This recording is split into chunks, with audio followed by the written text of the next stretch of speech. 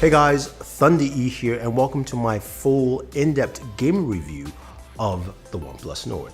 Now, I know a lot of you checked out my first gaming impressions, and you asked me for, of course, game settings, temperatures, all that stuff, and you're going to get it in this video. But let's talk about the OnePlus Nord briefly before we get into those games, of course, that we all love and care about. Now, this device sports a 6.4-inch display. It's a 90Hz display, which is what we like for gaming, which means, more fluid gameplay. You should get higher frame rates if possible. Now, the touch sampling, of course, is not increased from 60Hz, so you will notice that while you're gaming, it just feels a little bit sticky, not as smooth as you would like, but it's still really solid all the way through. Now, in terms of specs, you're running the Snapdragon 765 processor. It's a 5G processor. Also, this is a powerful processor that should give you some good gameplay. Now, when you guys checked out my gaming first look, a lot of the games ran well and smooth, but you cared about how the performance is. And we'll talk about performance, and also we'll talk about battery life as well, because it houses a 4100 roughly milliamp battery, and it's also got Warp 32 charging, so you're getting the same fast charging you'd expect on devices like the OnePlus 8 and OnePlus 8 Pro on this device as well. So fast charging is there, but how about battery dissipation, especially when you're gaming? So what we're going to take a look at first is some of the games. So Call of Duty Mobile, of course, PUBG Mobile, Fortnite. We're going to take a look at also a few other games like Vainglory as well, and two other games that I think you guys would definitely like. But we'll show you the settings for each game, telling you where the graphic settings are, and then after that, we'll see some gameplay and we'll talk.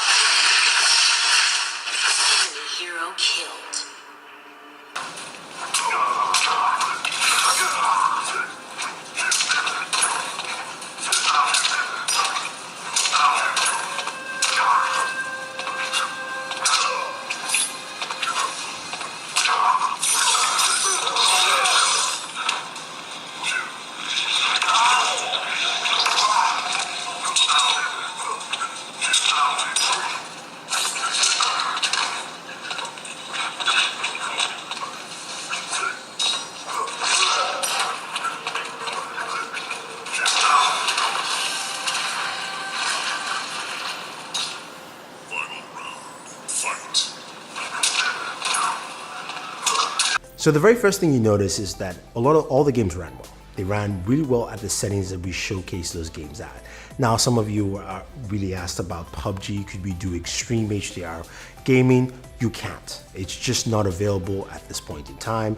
I'm sure they're on ways to unlock it, but right now that's what we're getting. And I know somebody did ask me if I could actually showcase the Chinese version of PUBG mobile, which I just wasn't able to do. And again, it's a lot of hassle unless you're the kind of person that wants to play that. So, take it as you wish. But in general, games like Call of Duty Mobile ran really well in its max settings. Vainglory also did as well. Same thing with the games that I showcased. So we even saw Fortnite ran at 45 frames per second, which was nice. So it was good to see that as well. Now, a couple of things to notice, it also has a game space. Now the game space doesn't give you a lot of features you expect from a gaming device, but it shows you all your games. So we saw Bright Memory Mobile, which is a really cool game, graphically intensive. Vainglory is there, you have all your games listed in there, and you have a few settings you can go to. You can see the amount of time you play the games per day, the most played games you've actually used, your battery usage as well. Those are the kind of things you can go through, but it doesn't give you any of your stats like the FPS for games, so I use a separate software for that.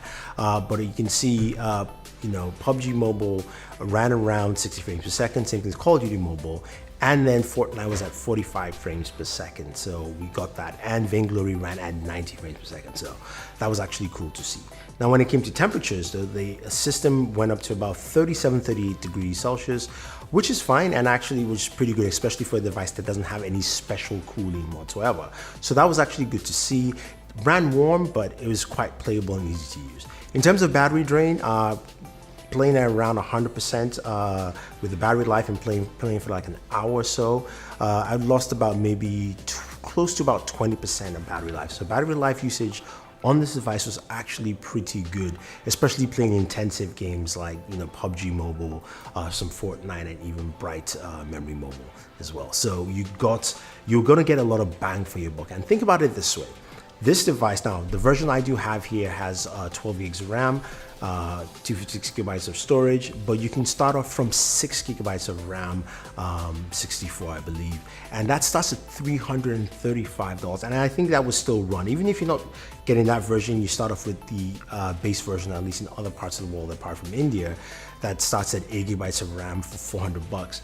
You're gonna get this kind of gaming experience. So I don't think you'll find a lot of Android devices out there that are priced starting at $335 to give you the kind of gaming experience you're going to get on this device. Now, you're not gonna run everything on max settings. There's some games, like you said, PUBG Mobile just wouldn't run at max, but that is to be expected. I liked what I got with it. And also I like the extra features you're gonna get with this device. It's got a really solid camera.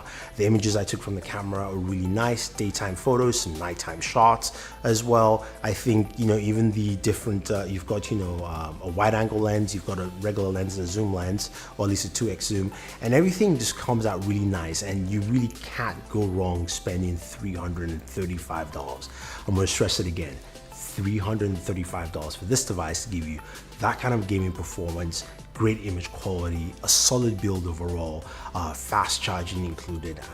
I mean, what's not to like? I think overall, if you're a gamer, if you're looking to cut costs and not spend a lot of money, the OnePlus Nord is probably the device you should pick up. It's going to be one of my top devices of this year, not just because its price point is really attractive, but it's the combination of the price point and the fact that the performance is packed in, and you're going to see a lot of good things from it. Now, if you want to see some camera comparisons, I was thinking of doing one, but definitely go ahead and check out my buddy Super Saf. He's doing a camera comparison with another device that's priced at $400, the iPhone SE, to see how well they actually compete with each other. So check that out. But any more things you want to know about gaming on this device, let me know. Check out the Gaming First Look. Also check out this video. Leave your comments down below if you have any comments.